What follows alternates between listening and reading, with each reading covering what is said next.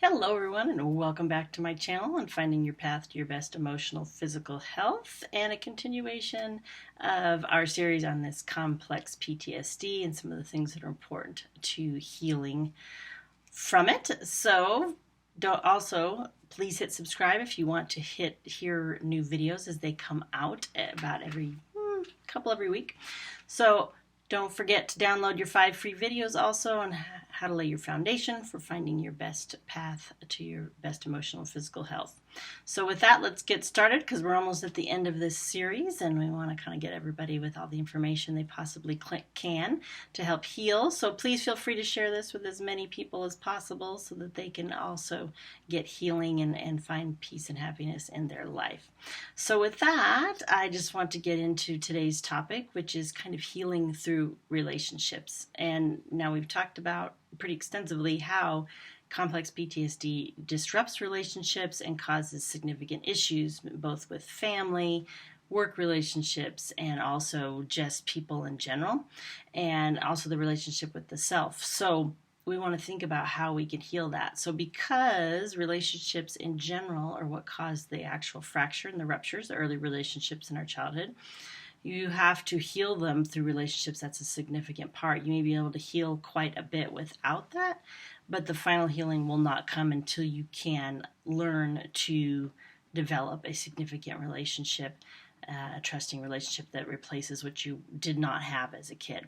So those are some of the things that you have to think about, because true healing is going to require a reparative relationship with either a therapist, a friend, a partner, those kinds of things.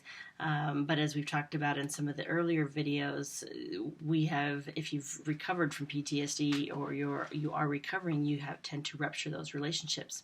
And as a therapist, we see it too as people will rupture those relationships with us, and we have to hold that space and try to repair them and keep them with us if at all possible. But all have people that pull away and don't want to do the deeper work because it's too scary and that kind of thing. So it takes a lot for someone to kind of be consistent and to not react to those kinds of things. So we have to find someone that can be compassionate with the other person's feelings. That's a lot of times why a therapist is a good choice, because they can be compassionate. Hopefully, if they are a good therapist and they've done their own personal work, they are going to be compassionate and hold space for the other people and their emotions, so that either the injured party, and they can help the injured party heal that stuff and be present in their own feelings.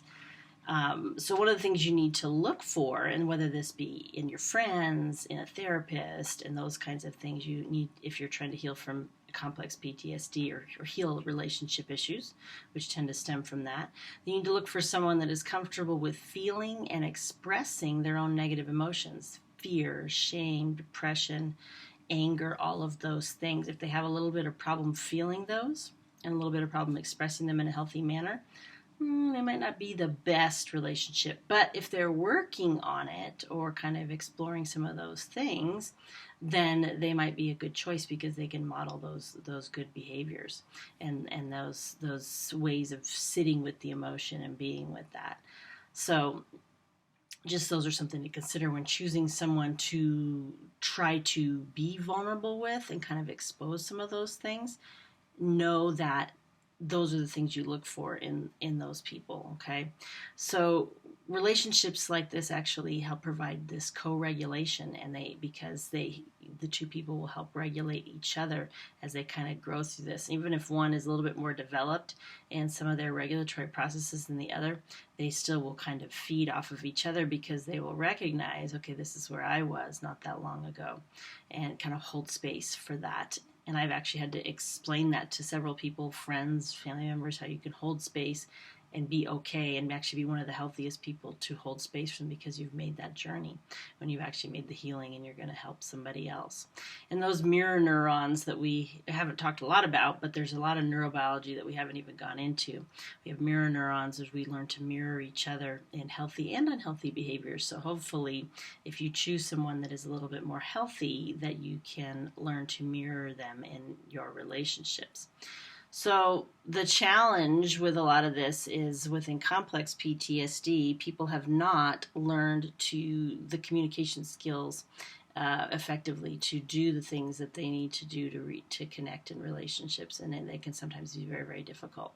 So, and then the vulnerability piece is an issue. So getting them to that point can sometimes be a challenge, and it usually takes some significant ruptures and some significant failures before someone is ready to do that. I know plenty of people that recognize they have issues in relationships, either at work or home or whatever, but then are like, I don't want to heal it. I don't want to fix it. I could name several right now that, you step back and you're like, yep, you have unfulfilling relationships and you know it, but you don't want to do the things that you need to do to fix it, or you're afraid to fix it, or whatever the true issue is. That sometimes is a little bit harder to get at. And the fact is that people have a tendency to stick with what they know. So they have this compulsion to seek out relationships that traumatically reenact their past, okay?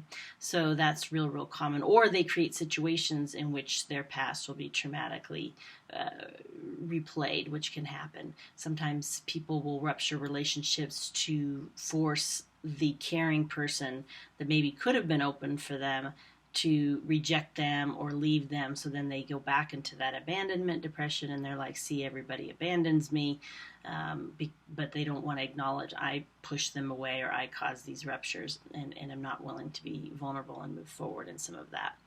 So here's the things you want to look for in a quality relationship. There's going to be 4 of them, and you kind of need to evaluate the people that you're going to choose to be vulnerable with. Doesn't mean you can't be friends and acquaintances and even lovers with other people, but if you're going to have a true deep relationship, that you want to heal some of these things and have a quality relationship, these are some of the things you want to look for, either in a therapist, a friend, or a partner. So empathy is the very first one, of course. You got to have someone that has the ability to immerse self into somebody else's psychological processes. And a lot of the times, most people can't do that, or they have a really hard time with that. So that's why a lot of people will end up in therapy to do this piece. And sometimes partners can't do that because they are also in their negative repetition patterns, so we kind of have to be a little bit aware of that.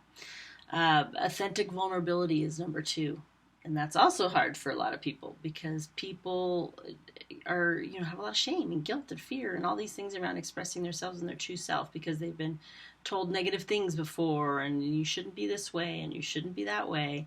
So to be able to be vulnerable and show their true self can sometimes be a challenge for a lot of people. But someone that can do that is somebody that will model that for you and hopefully help you get to that point if you're really struggling with that.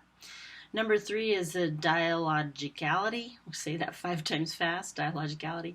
So that's kind of someone that has the ability to kind of move between speaking and listening, right? So that because eventually you want to develop a communication style where you both listen and speak, because everybody has a need to kind of speak their truth and speak out about what they say and what they're feeling and those kinds of things and express that. Everybody has that little bit what we call narcissistic need to be listened to, and so but you want someone that can also listen, so you need to be able to go back and forth between that, and someone that is comfortable doing both.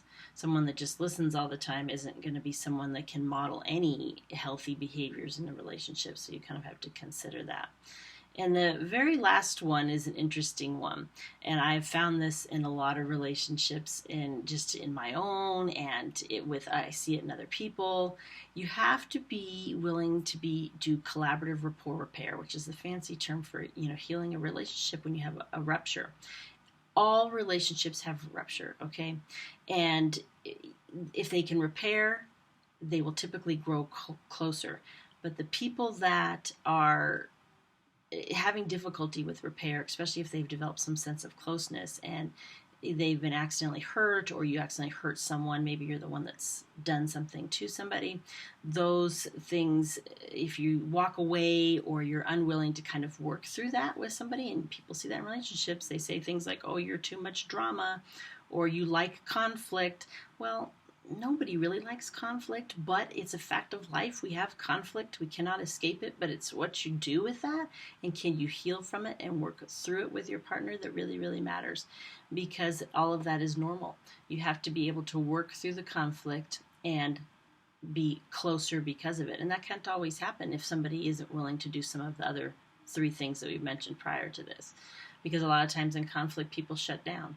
And we're not going to go into a lot of conflict in this, but we might in other videos talk about how the different styles kind of deal with conflict and how we can actually move forward and develop that collaborative repair. And part of it is just learning these different styles and understanding how people are and having a little forgiveness for what they may have gone through and what they're attempting to heal.